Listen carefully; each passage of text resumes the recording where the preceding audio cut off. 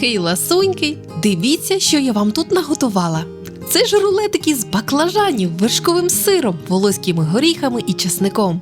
Гайда готувати! Ріжемо баклажани тоненько, десь приблизно 5 мм. Не хвилюйтеся, якщо щось піде не так.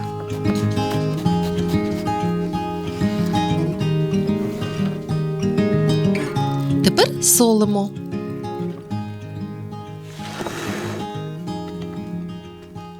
Ці баклажани нам треба обсмажити на сковорідці. Самі по собі баклажани потребують багато олії, але покажу вам лайфхак.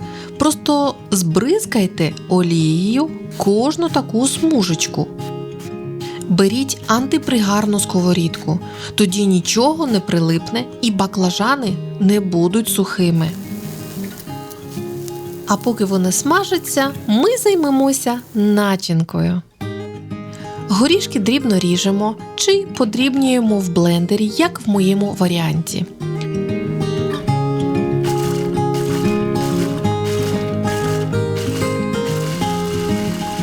Ось така крихта повинна бути. Я люблю смак горіхів, щоб відчувалися, але не гризти в страві. Ну, ви мене зрозуміли. Жаримо з обидвох сторін наші баклажани на середньому вогні. Вони не будуть сухими за рахунок олії і не будуть жирними. Тобто те, що нам треба. Підсмажені баклажани викладаємо на окрему тарілку, де будемо вже загортати рулетики.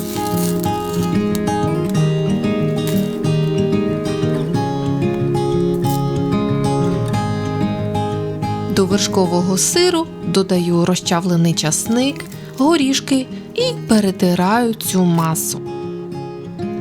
Це вже неймовірна смакота.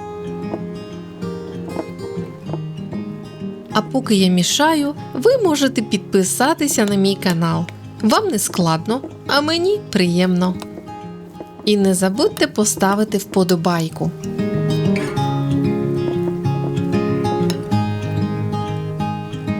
Беремо десь чайну ложку сирно-горіхової маси і викладаємо на край, закручуючи рулетик.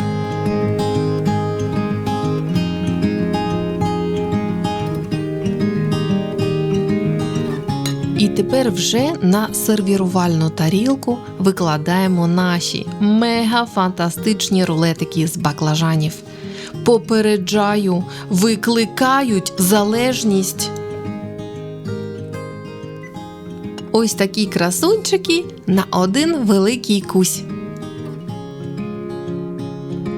Оригінальна назва – Бадріджані Нікзвіт. Якщо попався шматочок зі шкіркою, просто поверніть шкіркою до середини. Це дуже смачна страва, яка додасть різноманітності до вашого меню. Прикрасьте зеленню і не забудьте підписатися на мій канал. Я завжди рада приготувати щось новеньке для вас, мої любі. До зустрічі!